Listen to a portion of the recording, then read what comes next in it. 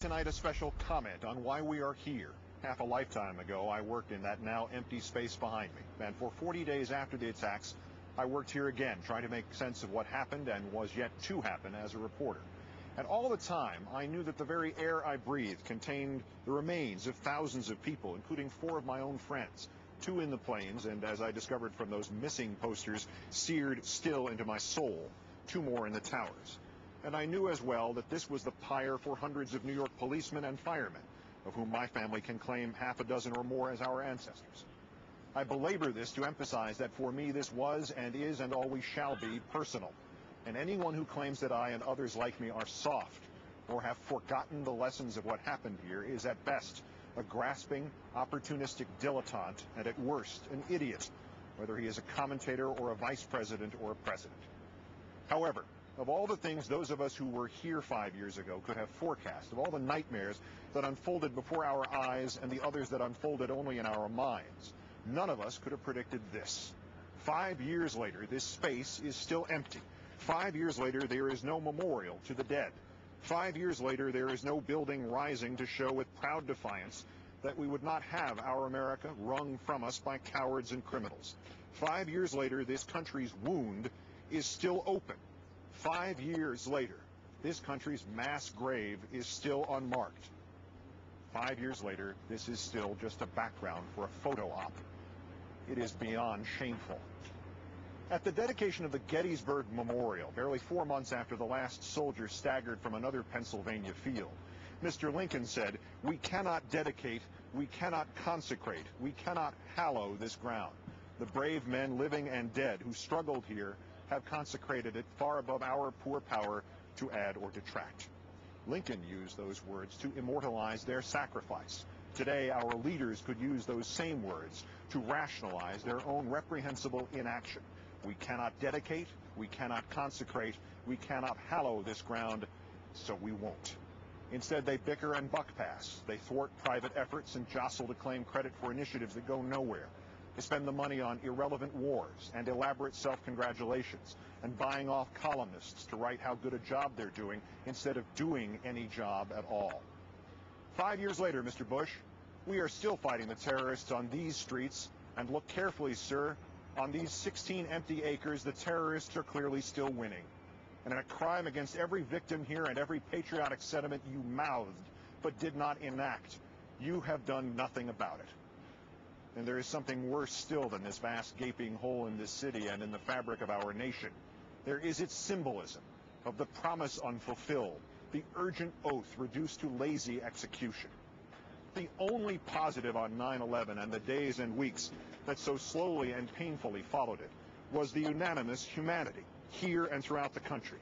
The government, the president in particular, was given every possible measure of support. Those who did not belong to his party tabled that.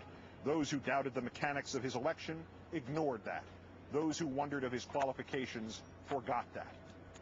History teaches us that nearly unanimous support of a government cannot be taken away from that government by its critics. It can only be squandered by those who use it not to heal a nation's wounds, but to take political advantage. Terrorists did not come and steal our newly regained sense of being American first and political 50th, nor did the Democrats, nor did the media, nor did the people. The president and those around him did that. They promised bipartisanship and then showed that to them bipartisanship meant that their party would rule and the rest would have to follow or be branded with ever-escalating hysteria as morally or intellectually confused, as appeasers, as those who, in the vice president's words yesterday, validate the strategy of the terrorists. They promised protection and then showed that to them protection meant going to war against a despot whose hand they had once shaken, a despot who we now learn from our own Senate Intelligence Committee hated al-Qaeda as much as we did.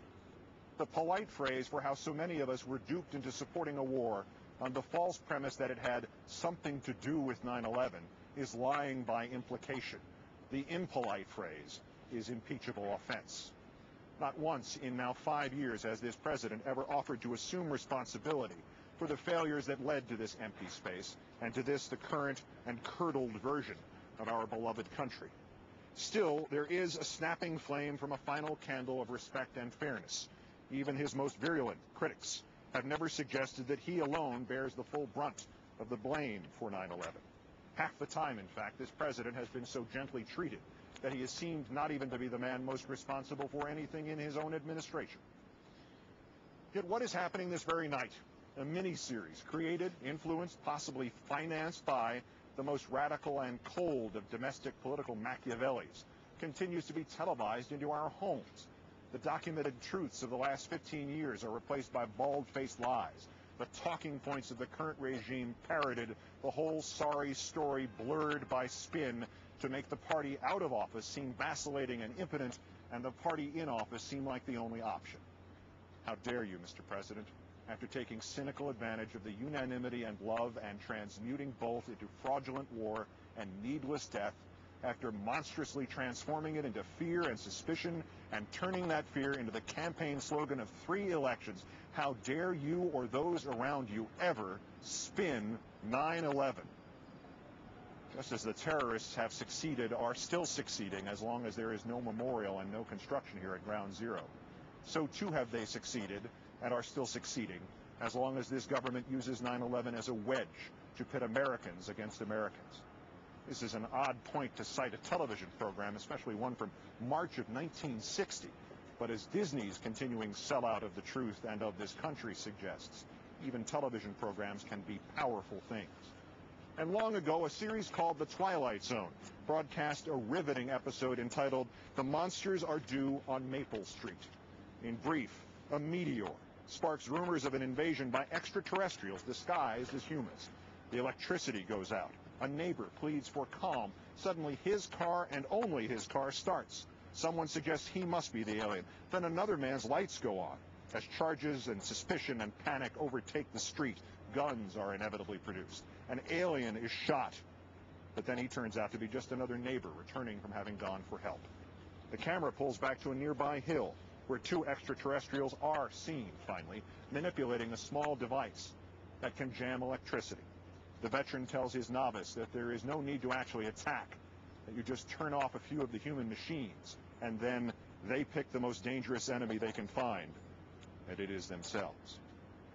And then in perhaps his finest piece of writing, Rod Serling sums it up with words of remarkable prescience, given where we find ourselves tonight. The tools of conquest, he said, do not necessarily come with bombs and explosions and fallout. There are weapons that are simply thoughts, attitudes, prejudices, to be found only in the minds of men. For the record, he said, prejudices can kill and suspicion can destroy, and a thoughtless, frightened search for a scapegoat has a fallout all its own for the children and the children yet unborn.